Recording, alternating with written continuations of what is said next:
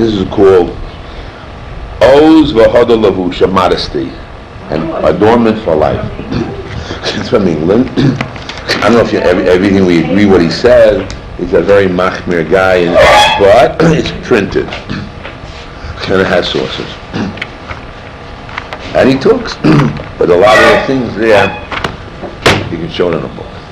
And you can check this out. Doesn't mean he's right or wrong, but there's a lot of nice points to it. A lot of not nice points. But at least there's a book out talking modernly, explaining the neckline, this line, that, not all the, you know what I mean? And I don't say everything is forearm sleeve, but it's out in the market. Upper section of the arm sleeve, down there, so whatever.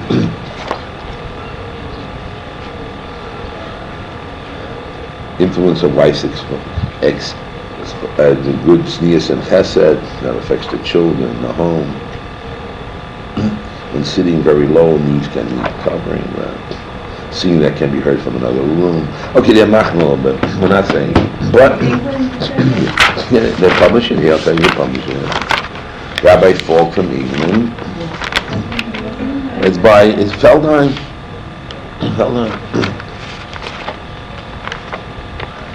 I don't say everything, but there's a lot of sources to it. Interesting. We don't agree on everything, but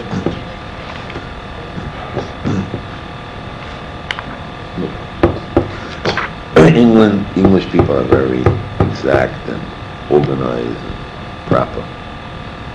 Doesn't mean, but it's definitely a base. He brings down sources on problems that are around. We'll discuss some of it. Night clothing, nightgown, pajamas. So just towing you the pages on that. Can you say like something that we wouldn't agree with me because they're too machmir? Too machmir in there. Like, can you say an example? What? Can you say an example? Like what? I can't, okay. I must tell you, I'm overtired. I came here especially. Yeah. I didn't go through it. I just want to tell you it's around. And you're teaching somebody who want to know, so I have a book for it. It's around, it exists. You see, you got to check. Does the Mishnah Berurah say what he's saying? Where you get it from? Is it his own ideas? But you have already a base, more or less, to work with.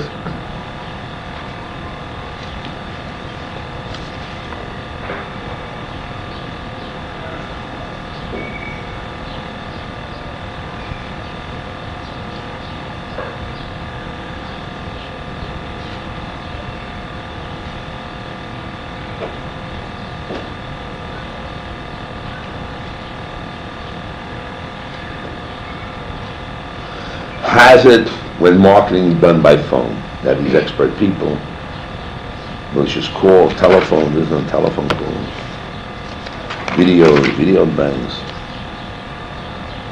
bringing trash in the street into the home. Okay, it's interesting, a lot of things. I don't say it's all wrong, I say it's all right.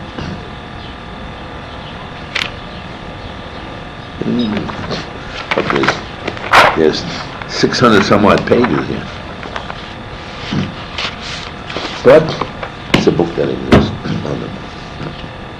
You should know about it.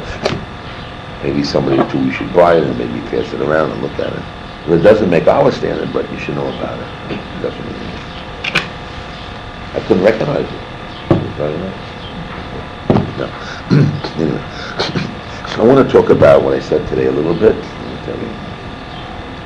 There was a rabbi called Rabbi Yochanan. Rabbi Yochanan was one of the great Torah scholars, but halachically, most halachas, what he says, we follow. And he had a student called Resh Lakish. You know the story? Resh Lakish was on top of a hill near the Jordan. He looks down and he sees somebody swimming without clothing. And he saw it was a woman. She jumps down and he sees Rabbi Yochanan. Made a mistake, it's a man, not a woman. And Rabbi Yochanan recognizes that, and he said, listen, I have a beautiful sister. If you'll do tshuva, you can marry my sister. She's the most beautiful woman. And he says, okay, he agrees. That moment he agrees to do tshuva, he loses his strength, and then he marries his sister. Rabbi Yochanan's sister. Nobody today with a Baalei Tshuva would give his sister, Rabbi Yochanan, who's beauty and smart and religious, to that's his sister. Now, Rabbi Yochanan now is learning Torah. And every time he would learn Torah, Resh Lakish would ask him loads of questions, and this would help clarify and increase the quality of learning. One day they had a question of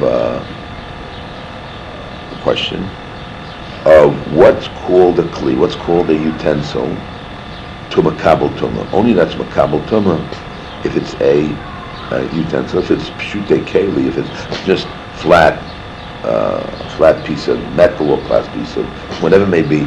So it doesn't have the form of a kli, of an object, therefore it's not makabel tumah. So the question is, when does a sword become a sword to makabel tumah? So when you make the sword, you take metal, you take iron, and you bang it out, and you make it the form of a sword, but it's still red hot. Now, in order to give the strength to a sword, you put it into water, hot. You'll see those that deal with metal, when it's already hot, and they make the shape when it's really hot. They would go down to the people, they put it into the water, so that solidifies the steel and makes it strong. So the question is, when does the metal of steel, iron, become a kli? So Rabbi Yochanan said the time you make the form and shape. And Rabbi Shlomo says when you put it into the water. At the end they argue, and Rabbi Yochanan says you're right. It's the time when you put it into water. At this point, Rabbi Shlomo makes a statement and says, I was the head of the crooks, now I'm the head of the rabbis. I beat my rabbi, I was smart of my rabbi. At that point, Rabbi Yochanan looked at him, he became a bag of bones, he died. His sister comes running, yeah, boo, you killed my husband, I don't want to do my husband. So he makes a statement, listen, don't worry about it. Hashem takes care of almanas. You're worried about being alone? Don't worry about being alone. Hashem takes care of almanas. Does he understand? Now, time goes by, and he goes to the base medrash of Yochanan, and they bring up students to be like Resh Lakish to answer the questions or ask them questions. And Rabbi Yochanan feels terrible that nobody compares to Resh Lakish. So it goes on one time, and he asked him a lot of things. He said, if Resh Lakish was here, he would ask me, say, so many questions. You guys ask only a few. And don't compare to the questions. At that point, Rabbi Yochanan feeling very bad and blue. So the Talmidim prayed that Rabbi Yochanan should die. Rabbi Yochanan died. Then he died. Why did they pray for him to die? Normally we talk about today's world, somebody in the hospital, you're allowed to take a person's life away, not life away, right? Or you don't take out should he be a vegetable, not a vegetable. Here's a story, it's actually in the Gemara. That what? They prayed that he should die. Because he was so sad? He said that what's wrong with this guy? He asked them, the fellows that they bring in, instead of 50 questions, ask 30 questions. What's wrong with 30 questions? It's not going to be so qualitative good. And Rabbi Yochanan feels bad. Okay, now. This is the story. What? No, nobody feels bad. No. Doesn't feel bad at all. He had to kill him. We're going to say, why did he kill Rabbi Yochanan? Because he didn't have the quality and the value of Torah is. So the head of now, what do you mean? You learn Torah l'shma. You don't learn Torah because you want to be the head, or you're smart, or to show your wisdom, you're smart. You learn Torah because you want to bring God's idea in the world. And you're not allowed to feel there's no personal victory that you are smart and you figured out the answer. It's just that the Almighty gave you the privilege to figure something out. Did he know he was going to die when he looked at him like that? No. So why did the Talmudim pray for That's what the story is. We always pray a person should live longer. Everybody's sick. They got cancer. And we pray to what? They should live long. And, you know what I mean? Maybe to find a medicine. Every minute of life is precious. Every minute is value, right? People spend thousands of dollars to live. Another breathing, even their vegetables, we keep them alive. Right? So I'll come over here, they pray. Okay, so the question is good.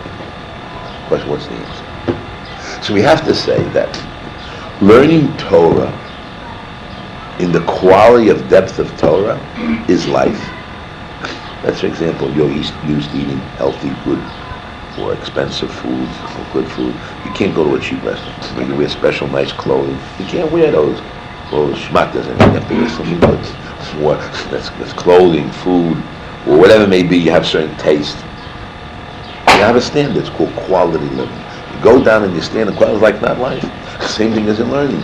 If you go down in your quality of your living, of Torah, which is Torah quality, it's not like living, because Torah is life. Losing the quality of living is not life. So then, just like Rabbi Yochanan killed Rash Lakish because the quality was not there, and also Rabbi Yochanan was, also he felt the quality of life was missing. So he felt that, then what's life? He couldn't handle it. So therefore, just like he prayed for Rash Lakish died, so too he really was asking people that he doesn't pay for him to live because he's losing that quality of life. We have a similar story called Choni Hamagel. Choni Hamagel is a big Talmid Chacham. He used to make a circle, and everybody would go in the middle of the circle and say, Hashem, I won't leave the circle unless it rains. So everybody says, if you weren't Choni Hamagel, how can you demand from God anything? If you weren't Choni Hamagel, we'd put you in Chayrim. No. So the story goes, Choni Hamagel, like Rip Van Winkle, sleeps for 70 years, then he wakes up. Right? The famous story is that why are you planting the tree? I'm planting for my grandchildren, and now he wakes up after 70 years, and he goes into the basement. And there they're learning. And he asked a question to the base manager. This old man, he gives an answer. And they say, wow, that's a very nice. We heard that, nothing of it. We heard that answer from Choni Hamagel. He said, I'm Choni Hamagel. Goes to his house, knocks on his door. I'm Choni Hamagel. He's dead, gone. At that point he says, oh, Chavrusa, O Misusa. Either have a chaver or death. Since he couldn't find a Chavrusa, he asked God to take away his life. The question is, what's wrong? No, it's got to learn Torah, teach it what you can. So the answer is, the quality of life, if you don't have that great quality of life, life is death. We have a third story. Third story is Rabbi Akiva. The Romans say you can't learn Torah in public, and so Rabbi Akiva gets together people and teaches Torah in public. Why? What would a person do to save Rabbi Akiva? He would give all the money in the world to save Rabbi Akiva. Why could Rabbi Akiva hide away and teach Torah with pieces of paper or teach other way? Why should he give up his life? I have to say that the quality of learning Torah in public, where you have questions and answers, you increase the quality of the learning, you cannot lose. Therefore, he stands up for the quality of learning. This is not Rabbi Goldstein, but this is written by the Berach HaShmuel, says this svara. The quality of learning is like quality of living. So here we come to the conclusion that the quality of learning of Torah, which is life itself, that's life. So you can't get that life, so there's no life. So no life here, it might as well be dead. For quality of living. Why not apply this svara to, let's say, to Gilarai, Shvichas Damim, and Gilarai and Avedah Zarah? You have to give your life for it. Before man was born, similarly, before man was born, he would never be over the lavim of the Torah, because when he's in heaven, his soul, would he eat bugs? No, he's not alive. Would he talk Lashon Hara? Wouldn't be alive. Would he do all the averos? No. When you put it into the world, what do you gain from the world? Not doing the negative, because not doing the negatives you can get by not being in the world, by doing the positive or controlling yourself from doing the negative, which is your action. So therefore, what is the positive thing you can do? That's learning Torah. That's the positive. So Torah is life. That's a very important thing. Now, what about, like, say, Shabbos or something else? And the answer is, Shabbos is not what you do. Shabbos comes on you. The Kedusha Shabbos comes on you. Comes on you. Here, Torah is a positive which you do. Okay. So therefore, we come out to the conclusion that Torah is life, and a person has to No, that's called quality living.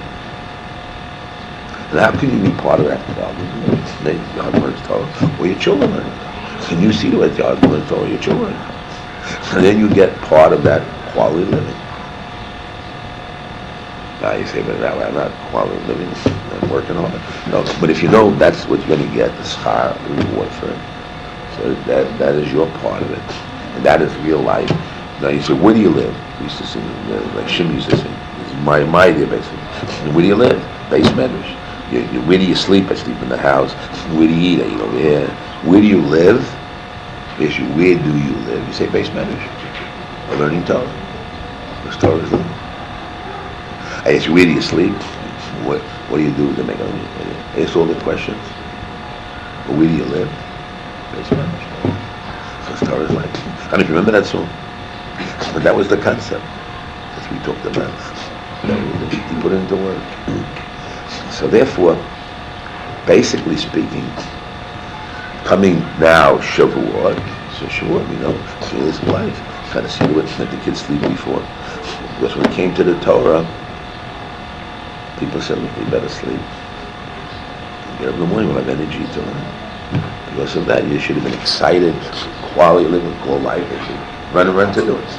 I ran to the States, and I work with people that sleep 2-3 hours a night running after them. Day and night running after them. The office building is open 24 hours a night, 7 days a week. Sunday, Memorial Day weekend. Who gets off Memorial Day weekend? The workers who put 9 to 5. They put 9 to 5, that's all. They're working. But the bosses or the people involved, they're there 24 hours a day hustling. Sure, they take off on vacation, but basically, they run after money 24 hours a day. They think, they read, they talk. They don't have time to pay off it, but basically. So I said to myself, so there's a story told. The story goes, very simple story goes, there was a bris. So the man says to this Rabbi Tzadka, it's in the book of Tzadka, he says in the book. I heard him, they also talk to us, Yeshiva, I always talked about it.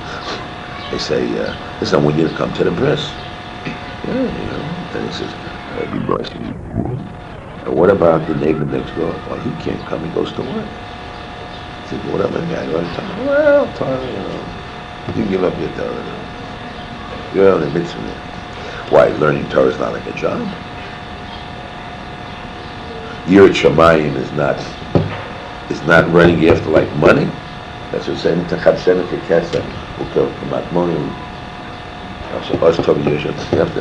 needs a lot of energy, a lot of work. So what is the energy? So the energy is that. Of course you have to sleep, because the problem with learning Torah and money is different. By money, there's many things you do by wealth. Money, like driving a car. So you know how to drive a car, so you have to keep on doing it. You don't have to, you can be a little tired, you still can drive your car. But to be 100% learned on a peak state of being, that requires the person needs rest. So the learning Torah, you always be in a peak state, so therefore you need your rest. And you need more rest. You got to make sure when you're learning on a peak state. So when they have a business deal, a real business deal, they'll go to take a shower, they'll go to massage, they'll do their nails, they'll do their hair, they'll rest up a little bit before they go to the big meeting. They don't come tired to a big meeting. But with us learning Torah, it's constantly always big meetings. Learning Torah, learning new chidushei Torah. You have to be on your toes. And therefore it's important to see to it that he's rested. Kids had proper food before they go to school. Imagine he comes to school now doesn't have proper food. He's tired. So how can he concentrate on it? It's not just quantity, it's quality.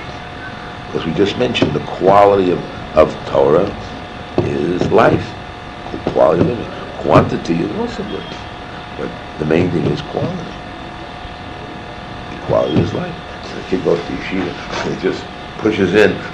He's out of the house, or he has a program, and he belongs to a form and a shape. But what about his quality? Is he growing and learning? Does he have quality in life? Do you feel growth? Do you feel things are happening in his life? The same thing. So you have to know that's because that quality is called life. We have a Gemara in Kedushin that says that a person should divide his day into three. He has Mikra, Mishnah, and Gemara. What Adam's already knows already Mikra and Mishnah. So he cuts it out. He reviews it a little once a week. And he goes to Gemara. What is called Gemara? So Rashi, Rambam defines it. That's it.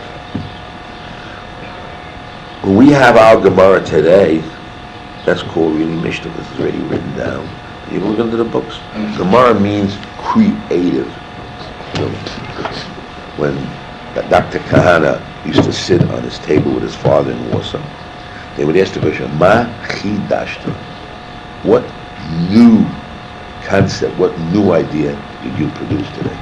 Not what did you learn. You repeat over a word that you read in a book, and you repeat over a word, and you read here and there, and then you're happy you said the word. They ask, Ma chidashta? What new thought do you have, a new innovative concept you have?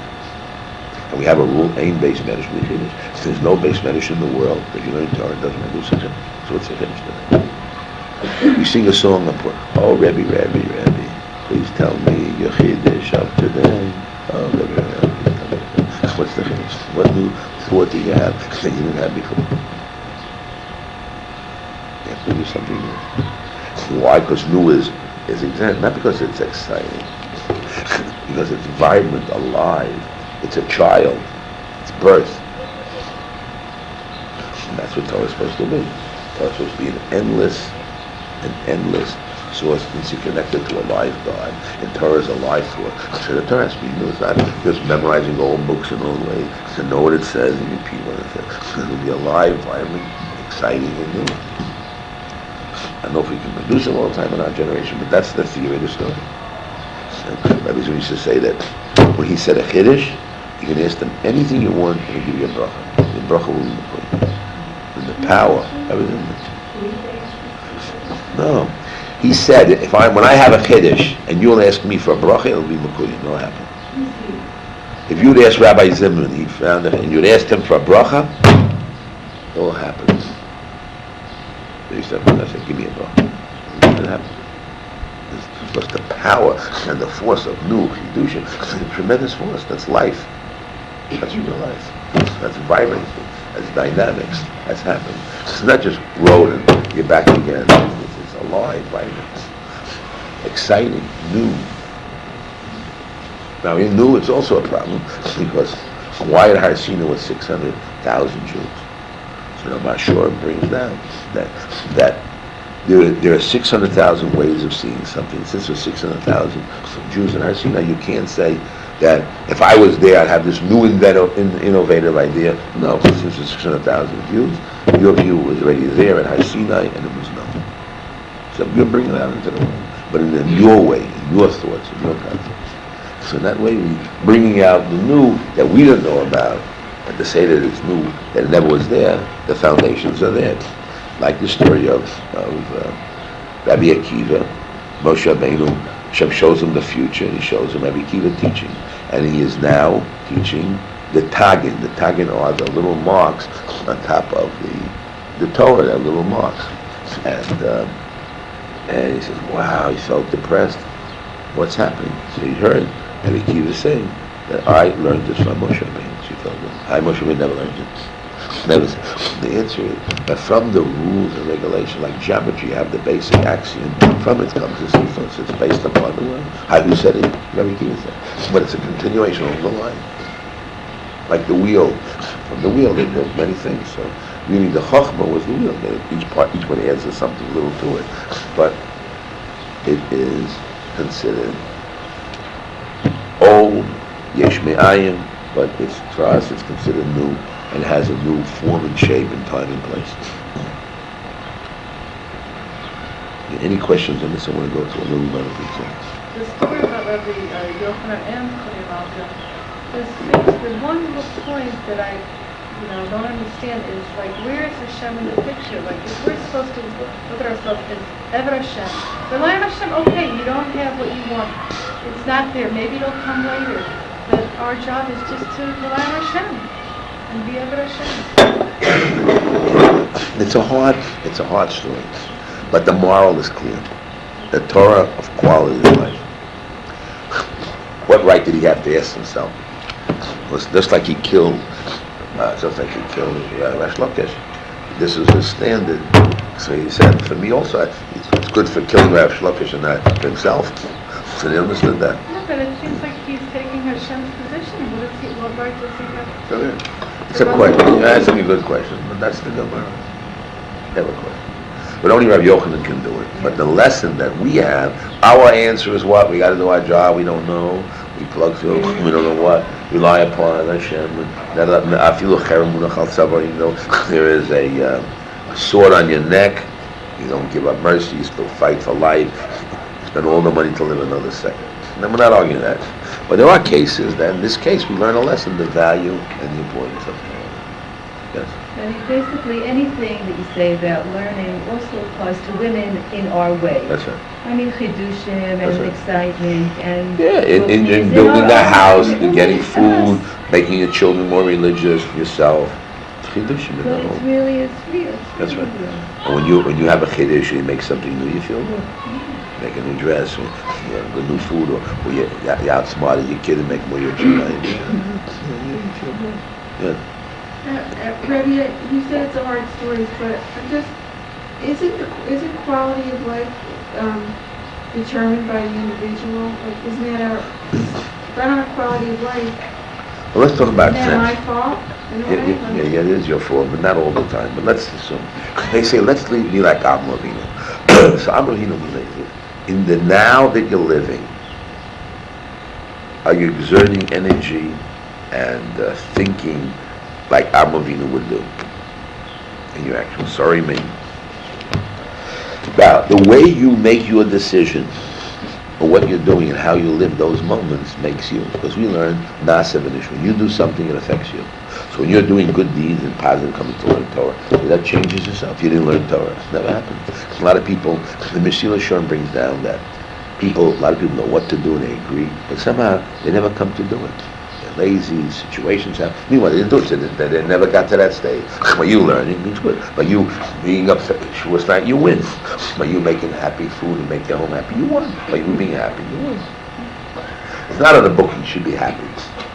But I don't, today I can't apply that to me because things are bad. Be happy, you should be happy. Just be like, do it. And the responsibility, the destiny is your own. You make it. You do it. And neither of those two Yochanan produce that quality within the self? It seems no. It seems they reached a certain sticking place of their personality which came up. And there the real true feelings came. See, it takes years and years for real true feelings to come. I mean, Shloki should never made a statement like this. He should think it's a different box. And, so now we won that Shloki. Yochanan said, why not? I was ahead of you. What did I gain? He said, what did I gain?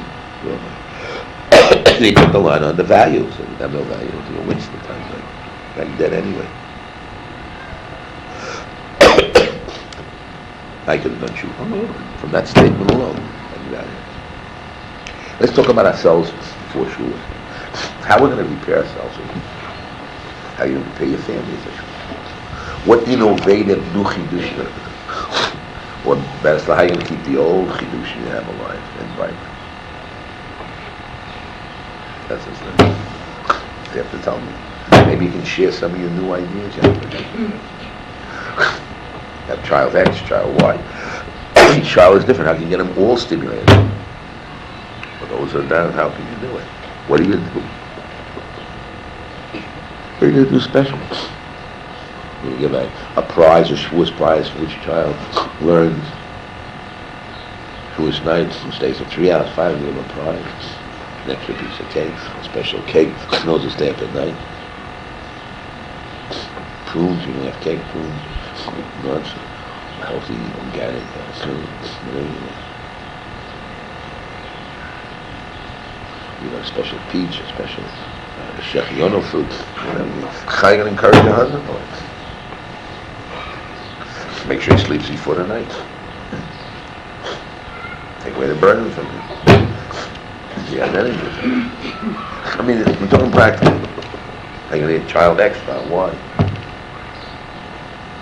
These people. They can't have the time to be sleep at all. You know what I mean?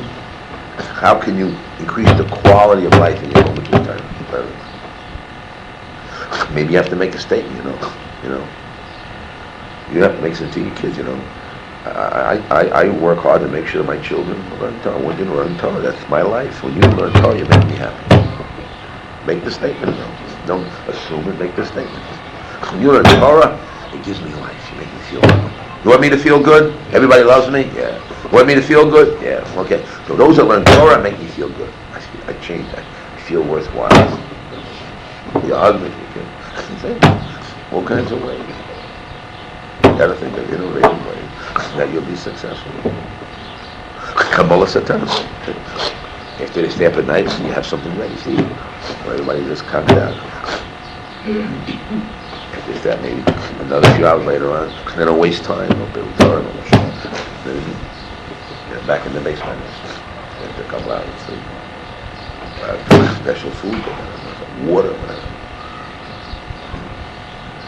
Clothing, values. You make Kabbalah is old Torah. So this Kabbalah means